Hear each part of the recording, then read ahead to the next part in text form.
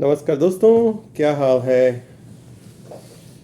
अभी अभी मैं जो है टहल के आया हूँ। कितने बजे निकला था मैं? 4 बजे निकला था। 4। और इस समय बज रहा है 11:33 हो रहा है। कितनी देर तक वॉक किया जी? 4 4 8 4 3 12, मतलब 8 घंटे वॉक किया। वॉक 8 घंटे काफ़ी है। ओह,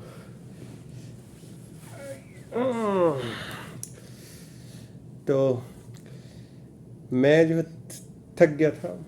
और थकने के बाद जो है अभी अभी आया होटल में। तो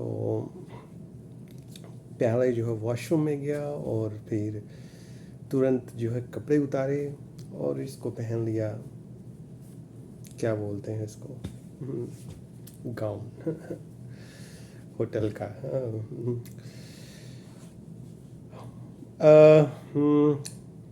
इसलिए पहन लिया क्योंकि गर्मी बहुत ज़्यादा है इधर।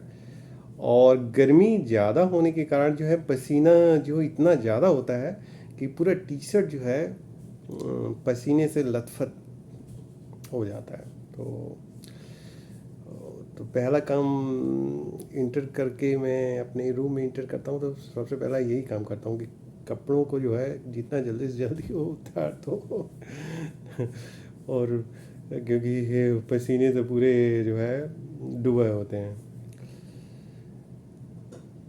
मैं मलेशिया में हूँ, कुआलालंपुर में हूँ। और स्पेन में ऐसा नहीं होता है। स्पेन में जो है इतना गर्मी तो पड़ती है, अगस्त में पड़ती है, पर ड्राई गर्मी होती है, मतलब ड्राई समर। पसीना वसीना इतना ज़्यादा नहीं निकलता है। कभी कभी निकल जाता है। यहाँ तो रोज़ ही निकल रहा है पसीना सड़क पे। मतलब सड़क के अगर आप किसी बिल्डिंग के अंदर हैं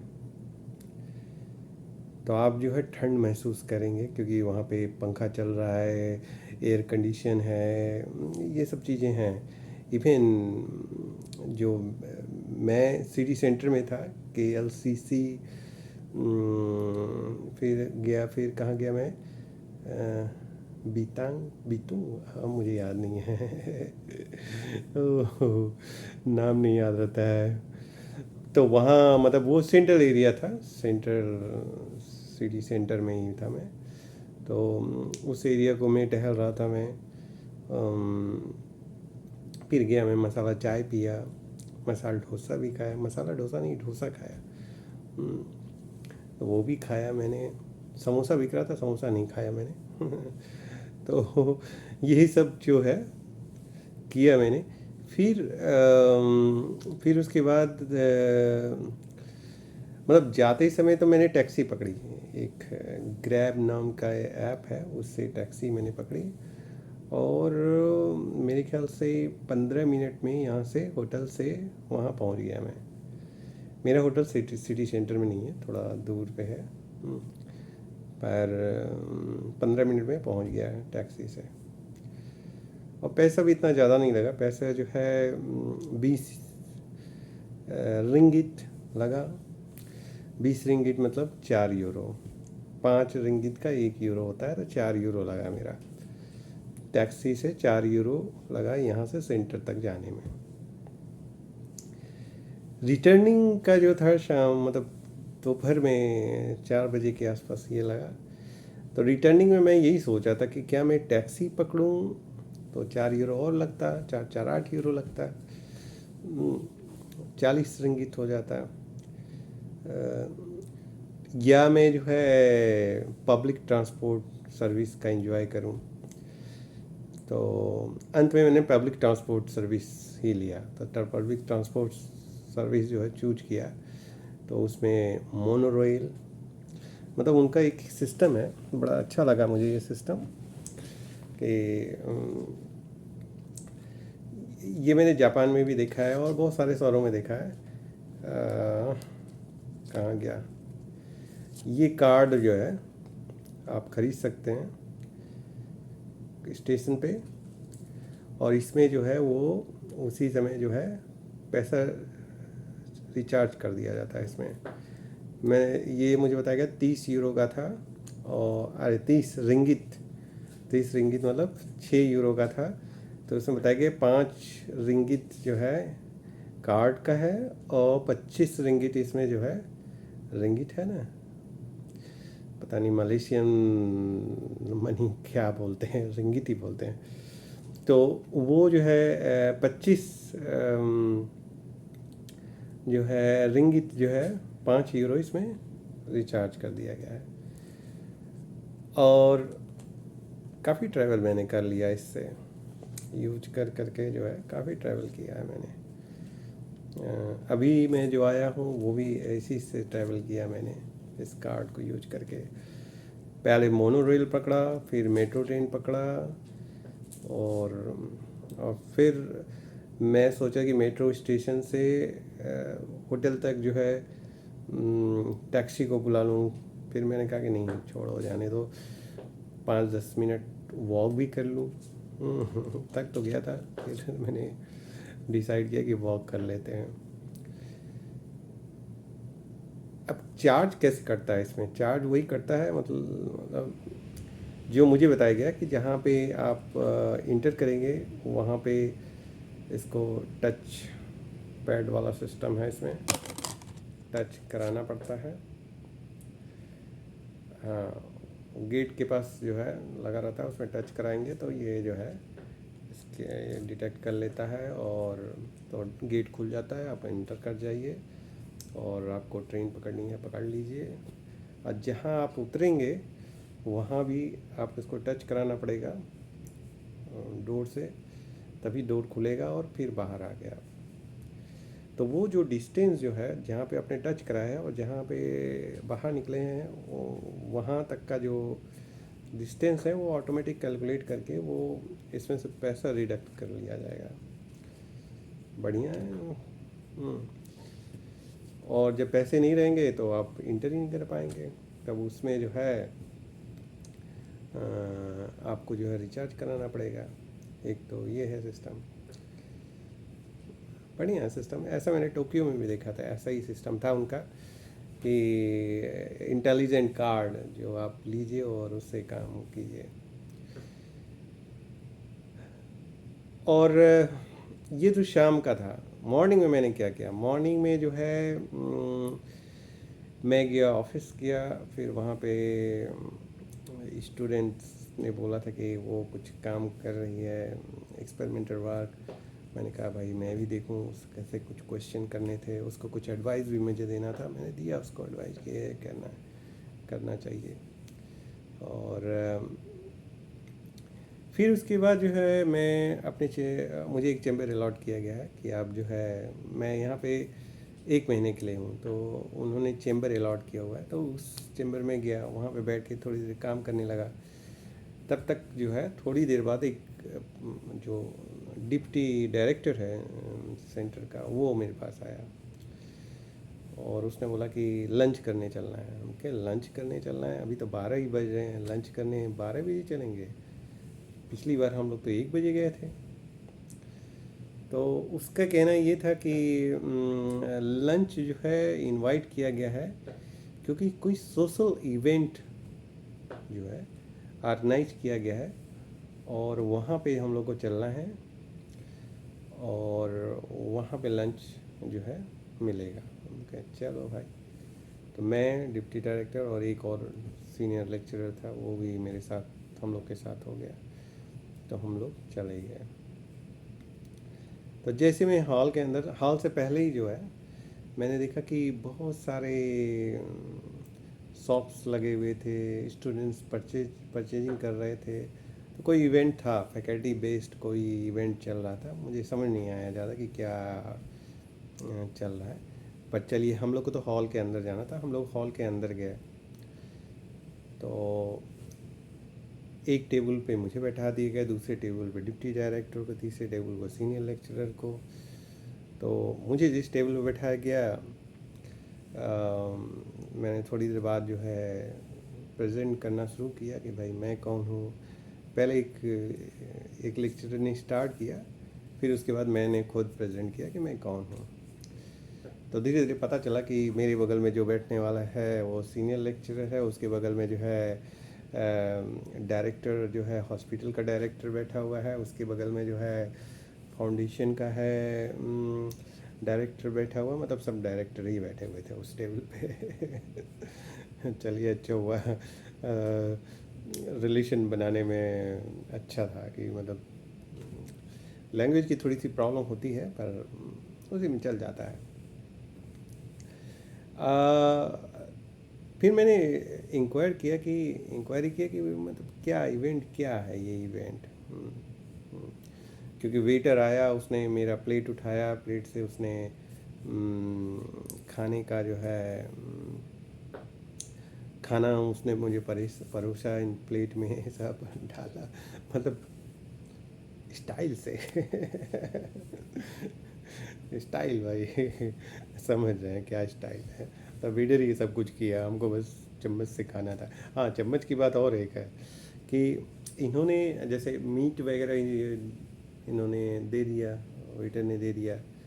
तो मैंने सीनियर लेक्चर से पूछा कि मैं जहाँ भी जा रहा हूँ तो सब कुछ मिल जाता है, पर चम्मच और कांटा तो मिलता है, पर काटने का जो छुरी होती है वो नहीं मिलता है। वो कहीं भी आप शॉप पे जाइए, रेस्टोरेंट में जाइए, कहीं भी जाइए, वो नहीं मिलता है। तो उन्होंने बताया कि भाई यहाँ पे यही कल्चर है कि आपको चम्मच कांटा दे दिया जाएगा पर छुरी नहीं दी जाएगी। तो आप चम्मच और कांटा के से जो है चिकन को काटिए। किसी हम कहे चलिए किसी तरह मैं ज़्यादातर इसमें ध्यान रख रहा हूँ कि क्यों नहीं, जैसे मेरा होटल है, इस होटल में नीचे पे ब्रेकफास्ट लेता हूँ, तो वहाँ छुरी छुरी है, मतलब चम्मच काटा और चाकू है अपना काटिए। पर और कहीं भी मैंने गया, मैं बाहर गया रेस्टोरेंट वगैरह में खाने में, कहीं पे नहीं दिखाई दिया। मुझे कहाँ दिखाई दिया, आज अभी मैं शाम को आ रहा था तो ध्यान दे रहा था सब लोग क्या खा रहे हैं, क्या मतलब रास्ते में देखते रहते हैं। तो मैंने क्या देखा क्या कि एक रेस्टोरेंट जो था वहाँ पे चम्मच, चाकू और कांटा था। पर ख़ास बात ये थी कि उस रेस्टोरेंट में ज़्यादातर फॉरेनर बैठे हुए थे, ज़्यादातर मतलब 90% फॉरेनर ही बैठे हुए थे। हमने कहा क्योंकि ये फॉरेनर का है तो इसके कारण जो है यहाँ इस तरह का सामान रखा हुआ है। इसी तरह इस होटल में भी ज़्यादातर लोग मैं देख रहा हूँ ट्रैवल करने वाले लोग ही हैं, टूरिस्ट लोग, तो इसके कारण ये लोग रखते होंगे। तो उस इवेंट में भी जो है ये नहीं रखा हुआ था। तो मैंने उनसे पूछा तो उन्होंने वही जवाब दिया कि यहाँ पे यही कल्चर है कि चम्मच और कांटा तो रहेगा तो छुरी नहीं रहेगी। चलिए कोई बात नहीं, खाया मैंने। फिर मैंने इवेंट का पूछा कि भाई क्या ये सोशल कॉज के लिए है, क्या है ये। तो उनका यही बताना था कि कुछ एक कोई फाउंडेशन था, वो जो है व्हील चेयर जो है डोनेट किया हुआ था। और तो कुछ व्हील चेयर तो डिपार्टमेंट को जाएंगे और कुछ व्हील चेयर जो है लोग जो हैंडीकैप हो गए उनको दे दिया जाएगा। तो वहाँ पे थे लोग, अगर दूसरे टेबल पे देख रहा था मैं, लोग बैठे हुए थे व्हील चेयर लेके, वो उस पर बैठे हुए थे। फिर मैंने देखा कि फाउंडेशन की एक लेडी थी, तो वो उसने शायद वही फाउंडर थी या उसके बगल में जो आदमी बैठा था वो फाउंडर था। कुछ मतलब दो तीन लोग और बैठे हुए थे, वो फाउंडेशन के ही लोग थे वो लग रहा था। तो वो लोग जो है, लेडी ने पूरा एक्सप्लेन किया। मलाय भाषा होता है ना, माली भाषा हो क्या, मलेशिया का कौन सा भाषा है, उस भाषा में उसने एक्सप्लेन किया। तो फिर जो सीनियर लेक्चरर थी उन्होंने इंग्लिश में मुझे बताया कि वो उनका कहना है ये चीज़ें हैं, वो ये कह रही हैं। हम कहा चलिए ठीक है। तो इवेंट में जो था, ये मुझे जो समझ में आ रहा था वो उसमें कोई चाइनीज एनजीओ था और उसका रोल था, चाइनीज मुस्लिम कम्युनिटी का रोल था, और यहाँ का जो फाउंडेशन था उसका रोल, और वो जो है डोनेट कर रहे थे यूनिवर्सिटी के मतलब हॉस्पिटल के एक डिपार्टमेंट को व्हील चेयर डोनेट कर रहा था। तो ये सब लोगों का रोल उसमें सोशल इवेंट में था। अच्छा लगा, सोशल इवेंट में भी पार्टिसिपेट करते रहना चाहिए। फिर बातें हो रही थी इसी में, थोड़ी देर बाद ख़त्म हो गया, लोगों ने फ़ोटो खींचा। फ़ोटो अब जानते ही हैं, फ़ोटो हर जगह आता है। मैंने भी देखा, मैं पहले या दूसरे दिन विजिट के दौरान मेरा भी फ़ोटो कई सारे खींचे गए हैं, और उस पर जो रिसर्च सेंटर का वेबसाइट है उस पर जो है मैं देख रहा हूँ कि वो अवेलेबल है, दिख रहा है हमको। चलिए, अच्छा है भाई, दिखना चाहिए, पब्लिसिटी होना चाहिए कि एक तो ये था। और फिर सीनियर लेक्चर में मुझे बता रही थी वो कि जो सोशल इवेंट्स होते हैं वो भी जो है कैरियर का जो प्रोफाइल होता है उसका असेसमेंट जो होता है उसमें जो है इंक्लूड किया जाता है। मुझे बड़ा आश्चर्य हुआ, क्योंकि हम लोग स्पेन में ऐसा नहीं होता है।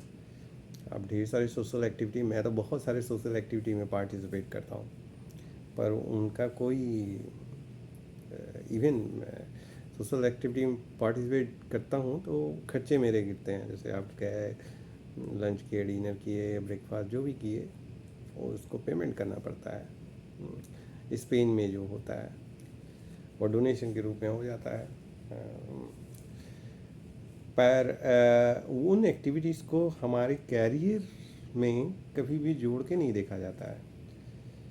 कैरियर एक चीज़ होता है, प्रोफेशनल लाइफ आपकी अलग है, और इसे सोशल एक्टिविटी आपकी अलग है। पर इनका जो कहना था कि नहीं, हम लोग में ऐसा नहीं है, हम लोग में इस तरह के सोशल एक्टिविटीज़ जो आप है उसमें पार्टिसिपेट कर रहे हैं, तो इसको भी जब असेसमेंट होता है आपके प्रोफेशनल लाइफ का, मतलब होता है ना कि आपके सीवी का जो है, हर अगर आप यूनिवर्सिटी में काम करते हैं तो आपका जो है हर कुछ सालों बाद या कुछ महीनों बाद वो एक आपके प्रोफाइल का जो है असेसमेंट किया जाता है। कमेटी होती है, वो देखती है कि आपने क्या किया क्या नहीं किया, उसी के आधार पर वो रिकमेंडेशन करती है प्रमोशन के लिए। तो इनका कहना ये था कि हम लोग में सोशल एक्टिविटी को भी इंक्लूड किया जाता है। हमने कहा बहुत अच्छा सिस्टम है, हमारे ही तो ऐसे सोशल एक्टिविटी को नहीं इंक्लूड होता है, पर इनके यहाँ इसको भी असेसमेंट जो होता है प्रमोशन के लिए, तो उसमें इनको इंक्लूड किया जाता है। अच्छा है, इंक्लूड होना चाहिए, सोशल एक्टिविटी है। फिर बातें होती रही, फिर एक लोग से बात हो रही थी, तो उनका जो कहना, मतलब इससे पहले भी जो है मैं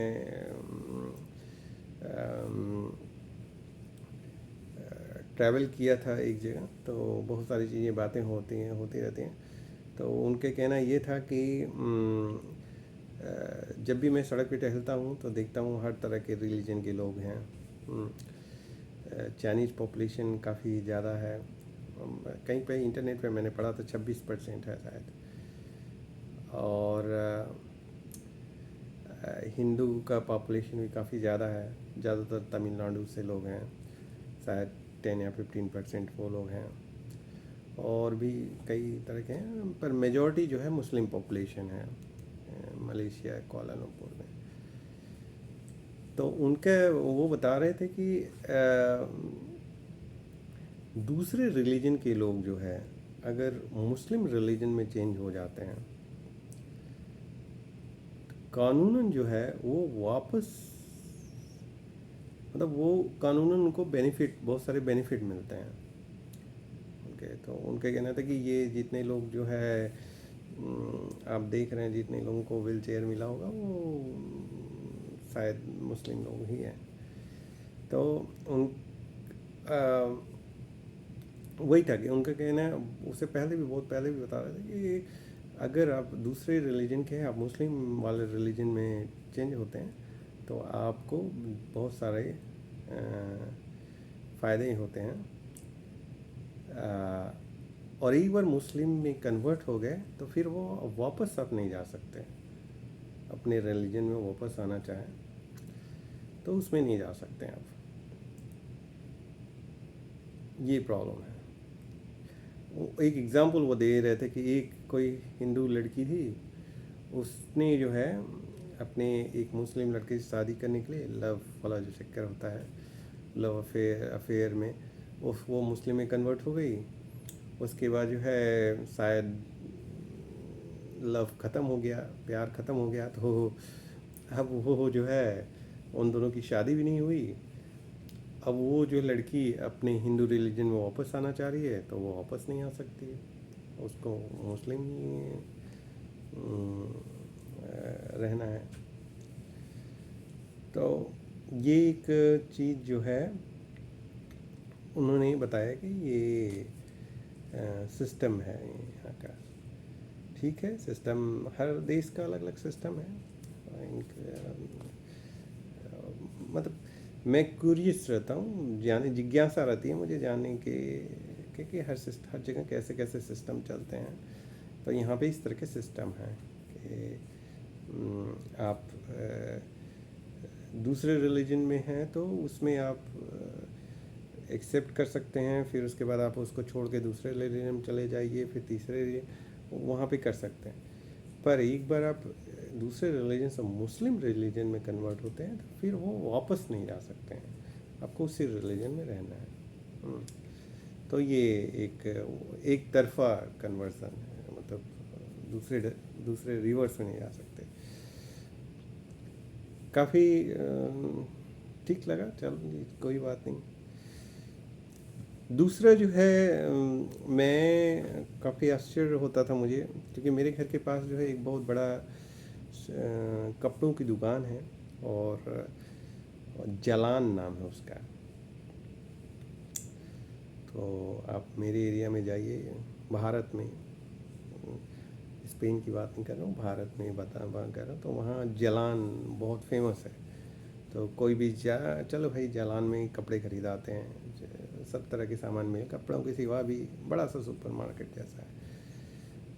तो जलान में हम लोग सोचते थे कि वो नाम है, हम तो वो यही जानते थे नाम। अब यहाँ यहाँ पे क्या हो रहा है, यहाँ पे जो है मैं सड़कों पे टहलता था, तो अभी भी टहल रहा हूँ, तो हर जगह जलान जलान जलान जलान जलान, उसके बाद कुछ नाम है। हाँ, तो मैं हमेशा सोचता था कि क्या हर जगह जलान ही है, जलान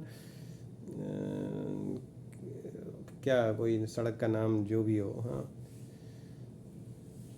तो मैं जो है अपने दोस्त से पूछा कि दोस्त क्या मतलब कलीग से पूछा कि भाई ये जलान क्या है, कि जहाँ भी जाइए, अभी देखिए हम लोग कार में हैं तो मैंने अभी पढ़ा जलान समथिंग, तो क्या है, तो उन्होंने बताया जलान मीन्स होता है रोड, स्ट्रीट। सो जलान का, अब जब भी देखो जलान तो मतलब स्ट्रीट का उसके बाद नाम लिखा हुआ है, स्ट्रीट लाइट हाउस, स्ट्रीट जो भी है नाम आप, तो ये नाम है उनके। अच्छा, मतलब जलान नाम है, जलान रोड है, उसके बाद जो है जलान का मीनिंग रोड होता है, उसके बाद जो नाम है वो नाम है सड़क का। ऐसा नहीं है कि पहले नाम है सड़क का फिर उसके बाद वाइट हाउस स्ट्रीट, और मतलब ऐसे करके नाम होते हैं ना, सड़क का नाम बाद में आता है, पर यहाँ पे सड़क का नाम, सड़क पहले आएगा फिर नाम बाद में आएगा। तो एक चीज़ ये भी समझ में आया। फिर उसके बाद था नासी लेमा, नासी लेमा, शायद नासी लेमा ही है क्या, वो भी जो है काफ़ी दिनों तक मैं सोचता रहा कि क्या है भाई ये, मतलब टिपिकल फूड यहाँ का जो है। तो नासी में शायद राइस होता है, लेमा मीन्स मिक्स्ड राइस।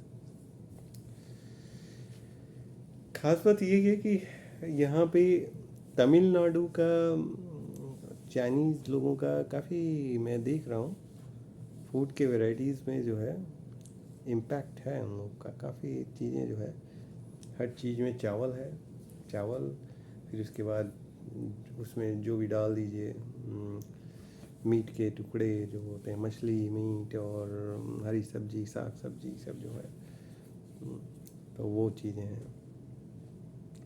और चाइनीज लोगों का आप जानते ही हैं, नूडल्स और क्या क्या होता है, ये चीज़ें दिखाई देती हैं। तो वो भी काफ़ी इंटरेस्टिंग दिखता है। पैसों का जो चक्कर है उसमें थोड़ा दिखाता हूँ कैसे कैसे पैसे हैं यहाँ पे, हाँ पैसे भी देख लीजिए। अब पैसों में देखिए, ये है 50 का नोट है, ये 50 का है, और इस पे किसी का रिंगिट लिखा हुआ, रिंगिट मलेशिया, ये देखिए नाम पढ़ सकते हैं, रिंगिट मलेशिया, देख रहे हैं, रिंगिट मलेशिया।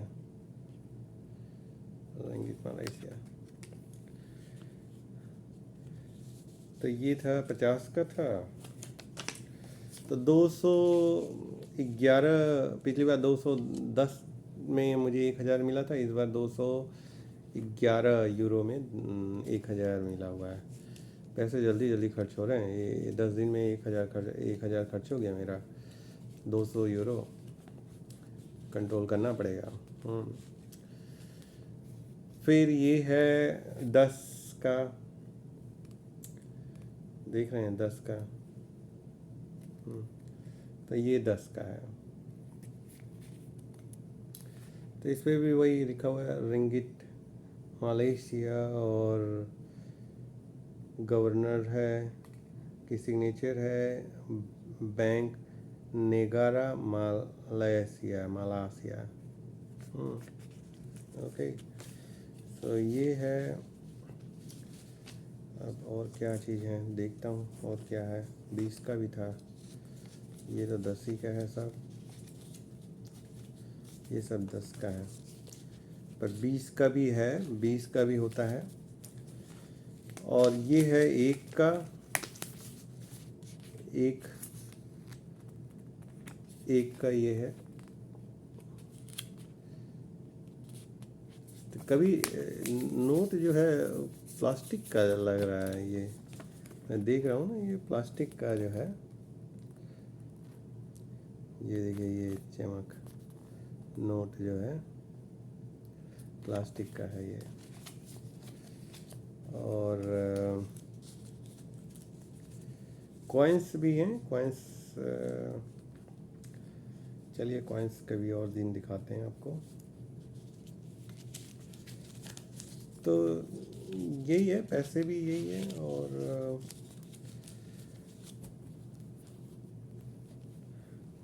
हाँ, मैं एक का काफ़ी ज़्यादा है, एक का जो है, एक का नोट जो है काफ़ी ज़्यादा हो गए हैं, काफ़ी खासतौर से मैं जो है गड़बड़ हो जाता है कि कैसे जो है कभी कभी पेमेंट करने में जो है, तो मैं उन्हीं लोगों को बोल देता हूँ, भाई कॉइन में आप लोग खुद ही निकाल लो कि कौन 50 का है, कौन 1 का है। रुपए में तो पहचान गया, तो कॉइन में तो देखना पड़ता है, ढूंढना पड़ता है कौन सा कौन है। भाई हम लोग यूरो का है तो यूरो का हम लोग पहचानते हैं, इंडिया का रुपीज का पहचानते हैं, इंडिया का जो कॉइन होता है उसको पहचानते हैं, पर मलेशिया का कॉइन पहचानते नहीं हैं, तो उसमें उन लोग का हेल्प लेना पड़ता है। भाई हम करेंगे तो हमें टाइम लगेगा पहचानने में, निकालें। उनको ऐसे कॉइन लगा, कॉइन हाथ पे लेके ऐसे दिखा देता हूँ, भाई आपको कितना लेना है। जैसे अभी मैं आ रहा था तो मैंने कुछ नमकीन खरीदे, तो भारत का नमकीन मिल रहा है तो खरीदें, क्यों नहीं खरीदें। तो मैंने उनको बोला कि आप इसमें से जो है 50 कोई मुझे कह रहा था सेंट कहा जाता है, मैं ढूंढूंगा। इसको तो रिंगिट कहा जाता है। मैं इस पे एक दिन बहस हुआ था एक लोग से। अब किससे हुआ था? हाँ, उस लड़के से हुआ था। वो एक बांग्लादेश का एक लड़का मुझे रास्ते में मिला था। तो आज मैंने उसको फ़ोन किया था कि भाई आ जाओ, अगर खाली हो तो अम, चक्कर लगाते हैं थोड़ा। तुम यहाँ के हो तो शायद 8 साल से रह रहा है यहाँ पे। तो मैंने कहा कि वेटरगिरी का कुछ ऐसे ही कुछ काम कर रहा है वो। तो मैंने कहा कि अगर तुम खाली हो तो आ जाओ थोड़ा शहर के, भाई तुम्हारे पास ज़्यादा नॉलेज होगा कि कहाँ कहाँ जाना चाहिए। और मैं तो भाई जीपीएस ऑन करूँगा, मोबाइल फ़ोन में देखूँगा कहाँ कहाँ जाना है। उसमें भी बहुत सारे ऐसे जगह पहुँच जाता हूँ जहाँ पे जाने की ज़रूरत ही नहीं है, कुछ दिखता ही नहीं है। जैसे आज ही मैं देख रहा था कि उसमें मैप में आ रहा था कि एक गली में गार्डन टाइप का है, फ्लावर गार्डन डेकोरेटेड है। तो मैंने जो कहा देखूँ भाई क्या है। अब उस गली में जैसे ही घुसा तो वो उसमें किया गया क्या था, वहाँ का रेस्टोरेंट वाले ने उस सड़क को जो है एक दो पेड़ पौधे लगा दिए और मैप में उसको दिखा दिया कि वो गार्डन टाइप का है। भाई मैं जैसे गया और 10 ठो फॉरेनर वहाँ पहुँचेंगे तो हो सकता है 2 फॉरेनर वहाँ बैठ के चाय पी लें। ट्रिक्स है। पर वहाँ कुछ था नहीं। वहाँ कुछ था नहीं। तो ये हो सकता है इस लड़के के रहने से वहाँ जाने की ज़रूरत ही नहीं पड़ती, वो पहले बता देता कि वहाँ कुछ ही नहीं है। तो ऐसी चीज़ें होती रहती हैं, ऐसी चीज़ें। तो मुझे याद है अच्छी तरह कि मैं जब उससे बातें कर रहा था तो मैंने उससे पूछा कि बांग्लादेश में किस तरह के पैसे का रुपया और अ, टक्का रुपया और क्या क्या है ना, ऐसे है भारत का कुछ और है। पर और वो जो है 5 लाख बांग्लादेशी पैसे दे के वो इधर आया हुआ है। उनके बहुत अच्छा खासा अमाउंट दे के आए हुए हैं। कह रहे हाँ ये अच्छा खासा अमाउंट दे के आए हुए हैं, क्योंकि वहाँ से आने में, बांग्लादेश से आने में थोड़ी दिक्कत होती है। उनका चलो कोई बात नहीं, पहुँच तो गए ना। हम्म, आ, फिर उसके बाद मैंने तो उससे ही बात हो रहा था तो मैंने कहा कि चलो एक रिंगिट तो हो गया, पर एक रिंगिट का आधा जो होता है 50 पैसे, 0.5, उसको क्या बोलेंगे? तो वो बोल रहा था सेंट बोलते हैं। पहले बोला पैसा, देखो फिर बोला सेंट, फिर बोला मतलब बहुत क्लियर नहीं हुआ मुझे। पर मैं आज इंटरनेट पे बैठ के देखूंगा कि क्या बोलते हैं उसको, कि पैसा बोलते हैं कि सेंट बोलते हैं कि रिंगिट में ही कुछ है वो बोलते हैं। तो अ, तो कुछ बोलते होंगे, अब देखते हैं क्या है उसका जो है। हाँ, ये सब चीज़ें जो हैं अ, चल रही हैं और बहुत सारी चीज़ें जो है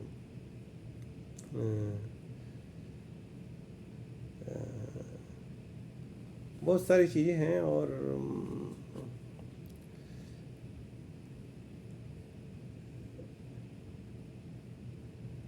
क्या बताएं।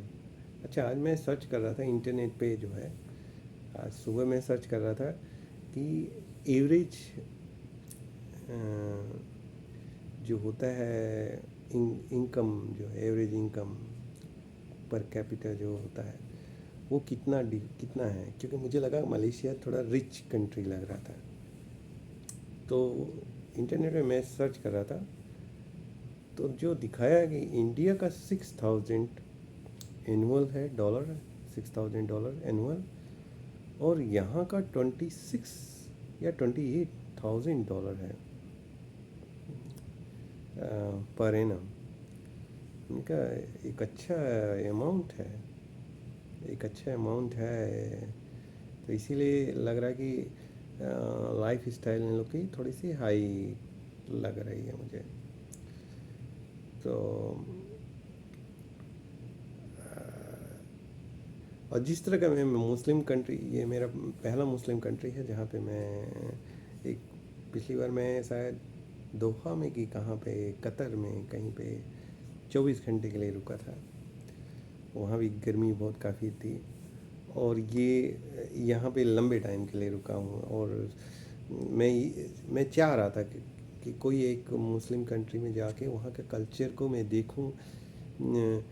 नॉन भी आप इंटरनेट पे पढ़िए और न्यूज़पेपर में पढ़िए तो कुछ और चीज़ें दिखाई देती हैं, पर यहाँ पे आने के बाद मुझे लगा कि नहीं नहीं नहीं, जो चीज़ें दिखाई जा रही हैं हो सकता है कहीं पे होता होगा, पर सब देशों में ऐसा नहीं है।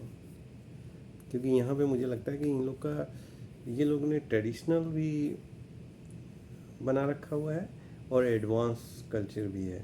दोनों कल्चर को मैंने अ, पाया। अभी मैं आ रहा था तो जहाँ से मैंने मोनो रोल पकड़ा, वहाँ मैंने नीचे सड़क पे देखा कि बहुत सारे लोग जो है स्ट्रीट पे जो है म्यूजिक शो चल रहा था। लड़कियाँ गाना गा रही थी अपना, तो म्यूजिक शो चल रहा था वहाँ पे। और हाँ, यही है कि उन्होंने अपना जो है ट्रेडिशनल जो है, क्या बोलते हैं उसको, ढक लेना सर को, किससे ढकते हैं, तो स्कार्फ से, तो उन्होंने ढका हुआ था। पर वो गाना ना गा रही थी, जैसे उछलना कूदना डांस करना सब कर रही थी। तो और जो हम लोग का परसेप्शन रहता है, जो विजिट नहीं किए रहते हैं वो, मतलब एक मुस्लिम कंट्री को विजिट नहीं किए रहते, तो उनका परसेप्शन यही होता है कि अरे बड़ा स्ट्रिक्ट होगा, ये होगा वो होगा, गाना सड़क पे नहीं गा सकते हैं, तो ये नहीं कर सकते। पर रियली ऐसा नहीं है।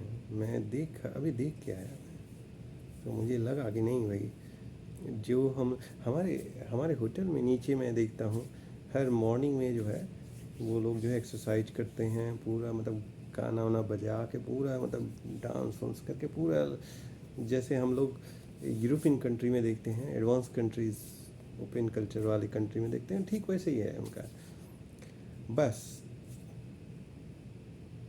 बस यही है कि वो उनका जो है स्कार्फ से ढका रहता है, पूरा एकदम चेहरा ढका रहता है, इतना चेहरा खुला रहता है, पर कोई बात नहीं, पर वो बिल्कुल सेम वही चीज़ें चल रही हैं। और ये चीज़ें देख के अच्छा लगा मुझे कि मतलब जो हम लोग सोचते हैं रियल में, जो हम लोग को प्रेजेंट किया जाता है न्यूज़ द्वारा और मीडिया द्वारा, इंटरनेट द्वारा, रियलिटी में वो ऐसा चीज़ें हैं नहीं। तो अगर आपने कोई ऐसा कॉन्सेप्ट बना रखा हुआ है तो बेटर है कि आप जो है इन कंट्री को घूमिए, देखिए, और फिर उसके बाद कॉन्सेप्ट बनाइए कि सभी मुस्लिम कंट्रीज़ उस तरह के नहीं हैं। एडवांस कंट्री भी हैं, ये एडवांस कंट्री भी एग्जिस्ट करती हैं।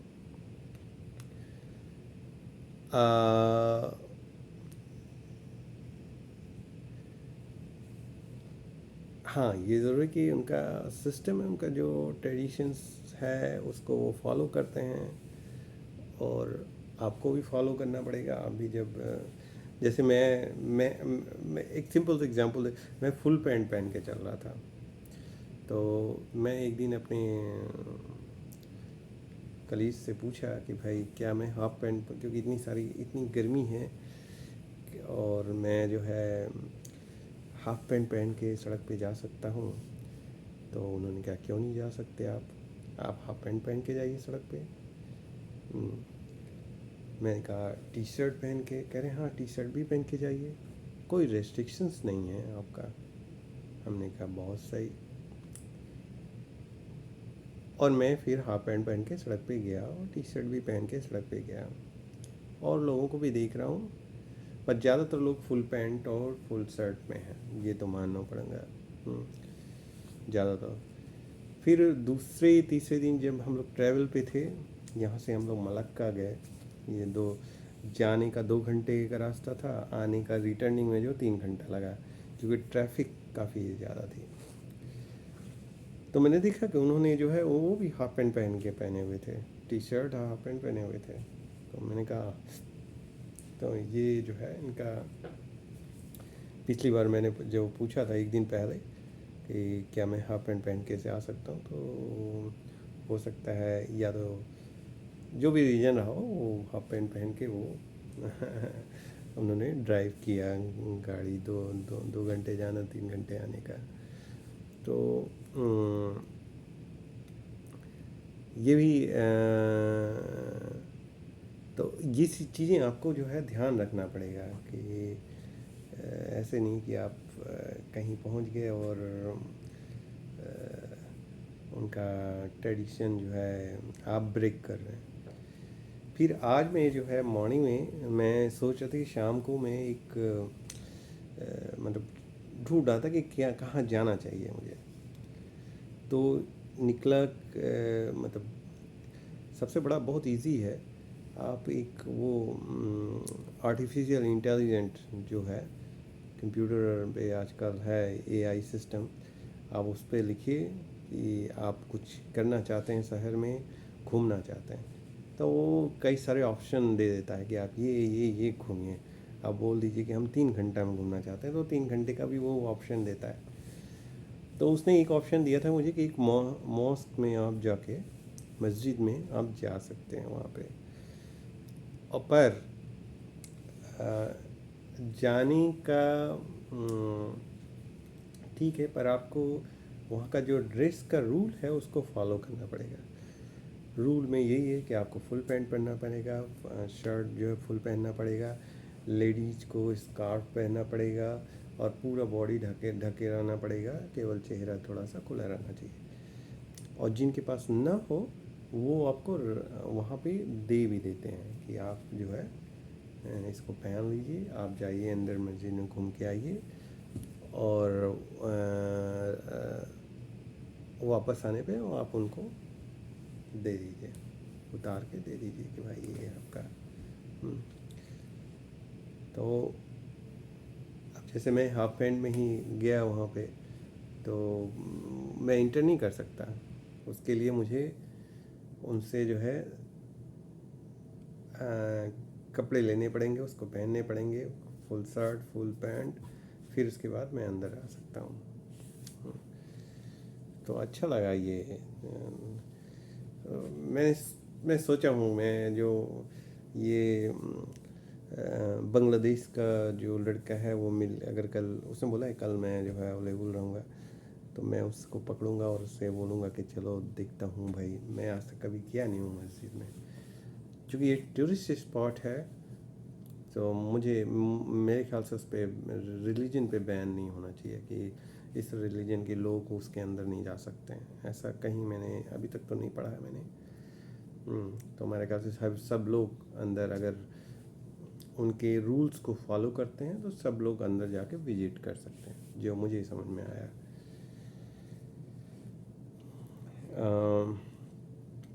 पर बड़ा डेकोरेटेड है, मतलब मैं देख रहा हूँ ना यहाँ भी एक सामने एक मस्जिद है, उसको भी देखा बहुत डेकोरेटेड है। टेंपल गया था वो भी बहुत डेकोरेटेड था। एक ख़ास बात मैंने ये भी देखा कि सड़कों पे बहुत सारे चाइनीज़ टेम्पल जो है वो दिख रहे हैं, चाइना के लोगों के जो टेम्पल्स हैं तो वो दिख रहे हैं। अभी मैं आ रहा था तो मोनोरेल जहाँ पकड़ा, क्या नाम है उस एरिया का हो, चलिए मैं डिस्क्रिप्शन में लिख दूँगा। तो वहाँ देखा मैंने, मेन स्ट्रीट था और खाने पीने की दुकानें लगी हुई थी, तो वहाँ देखा बहुत सारे चाइनीज़ टेम्पल लगे बने हुए थे, छोटे छोटे जो है जैसे हमारे के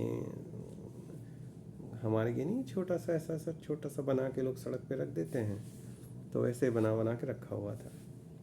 तो मैंने कहा क्या बात है, इंटरेस्टिंग है।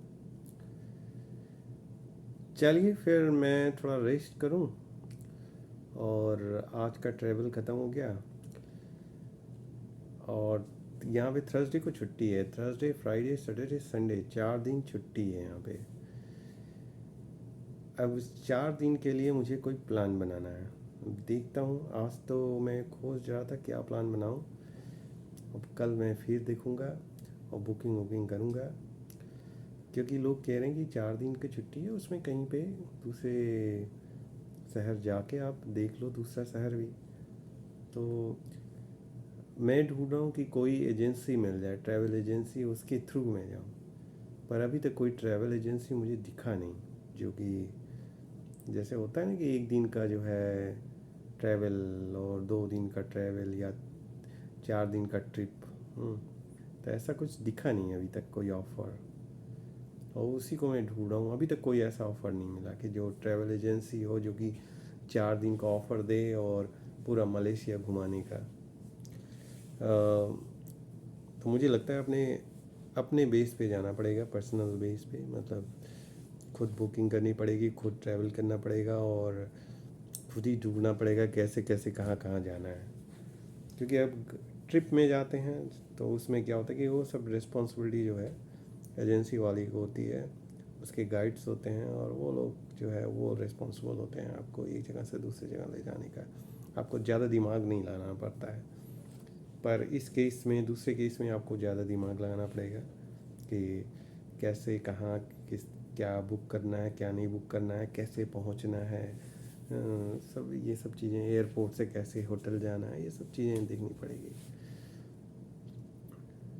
मैं चला नमकीन का एंजॉय करने और ठंडा पानी पीता हूँ। यहाँ पे बज गया 12:30 और मैं अब जो है थोड़ी देर में सोता हूँ। कल का कल देखा जाएगा। नमस्कार।